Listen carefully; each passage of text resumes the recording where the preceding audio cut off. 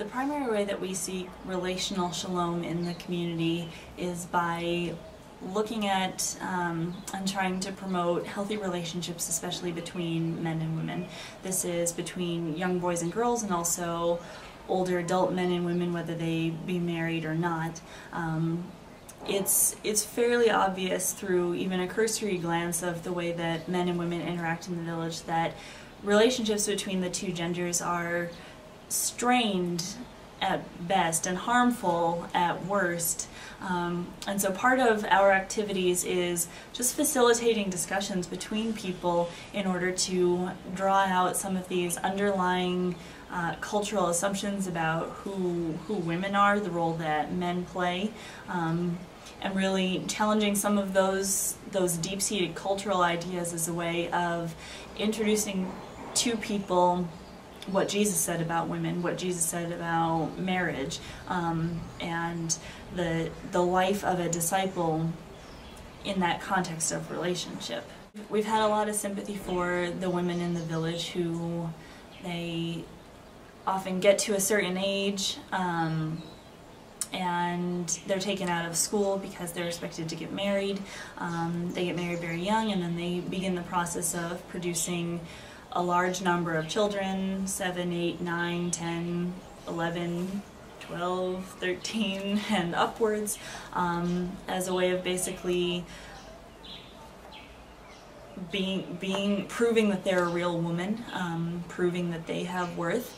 And a lot of men will be very honest in saying that that's basically all that girls are good for. So why educate them? Why value them more? Bana mayo chila ushku.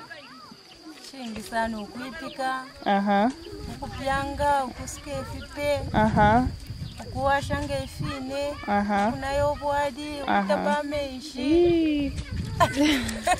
Nabashitata bawomba nchitonshi. Benanga bafi mumpanga nga babwela nishapu. Nishapwa. So bana ni bali kwati nchito changuka na bana ni bawomba nchito chakosa. Bana maya alikose yapanga nda. We had some friends that came to us a while back, and they were asking for some advice on their marriage and wanted to come and meet with us. And so we had about a 2 or 3 hour counseling session basically at our house, listening to them talk about their struggles and their different issues that they were facing, and then walking through them some basic concepts of communication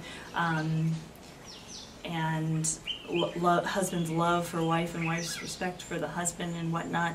And then with the husband in particular, put him on kind of a reading plan so that he could bit by bit be studying some of these concepts more in depth.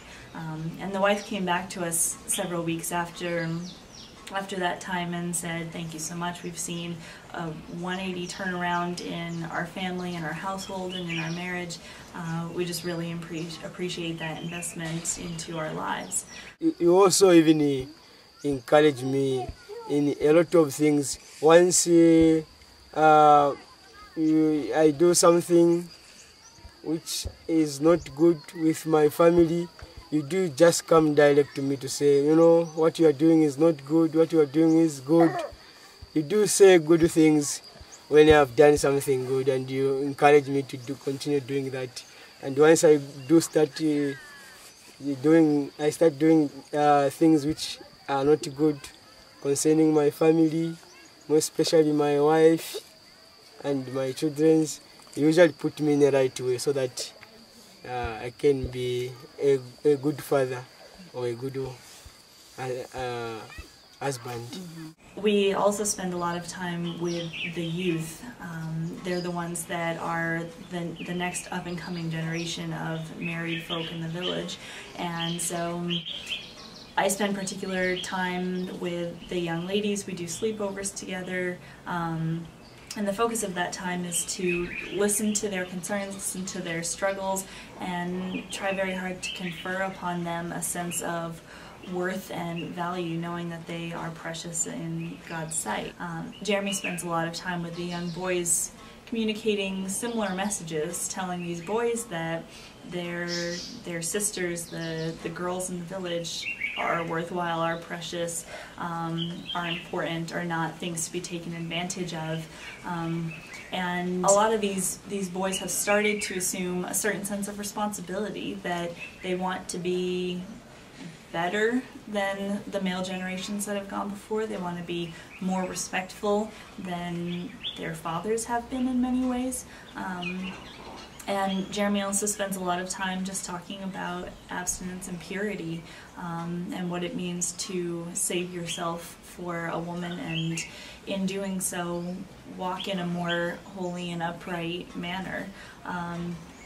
And we of Little Faith kind of thought that they would listen to these messages but not necessarily latch on, but surprisingly a lot of these young guys have come back and taken up this charge of abstinence as something that they're really campaigning for in their sphere of friends and at school, and a lot of them have verbally communicated to Jeremy, we want to live like you. We want to follow this example. How do we do that? It's just been massively encouraging to get that feedback, to hear those responses from husbands, from wives, from young girls, from young boys, that as they hear these scriptures, as they read them, as they see them play out in our life, in our context, and as we're able to challenge people with them, can hear back that this stuff works, this makes sense.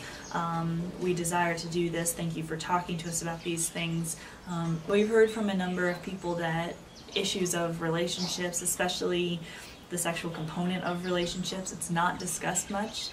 It's very taboo. People keep it very quiet behind closed doors. And so the fact that we're willing to go there with people, to get into this stuff with people, it's much appreciated. It's much appreciated, and in many ways these conversations are bearing an awful lot of fruit. So this is kind of our piece of relational shalom within the village.